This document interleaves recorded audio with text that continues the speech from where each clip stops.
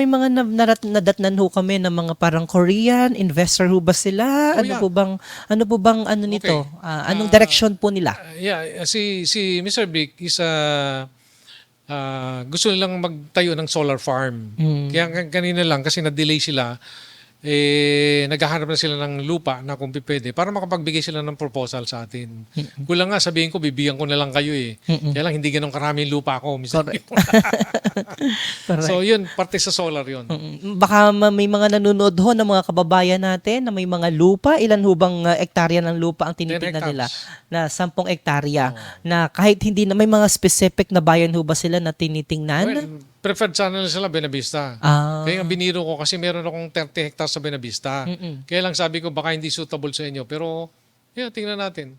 So baka may mga lupa ho yung ating mga kababayan na nanonood ngayon. Kailangan ho nila ng 10 hektarya ng lupa. Maaari po kayo makipagtulungan para magkaroon ng katuparan itong solar farm Kasi eventually. Yan ang unang-unang kailangan natin, Mr. Myong. Particular maski sa tourism and everything, hospital, kailangan natin ng magandang power, magandang kuryente.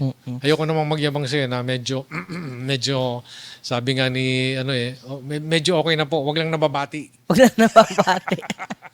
Ang daloy ng kuryente sa ating binabati lalawigan. raw sinashutdown ng mga loko-loko.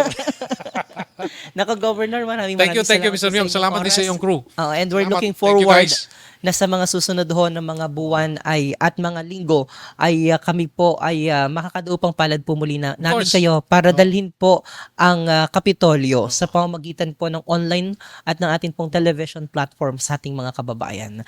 Ako po ang inyong lingkod. Dito po si DJ Myong Romeo Mataak Jr. at nakasama po natin ang ating Governor Melesio Go sa kanyang ulat sa ating mga kababayan. At magkakitaan po tayo sa susunod naming episode dito lamang po sa Erguhan at Balitaan. Maraming salamat mga kababayan. Ay, Mr. Myong, Governor. pwede wag na lang Malaysia ko. Melgo na lang.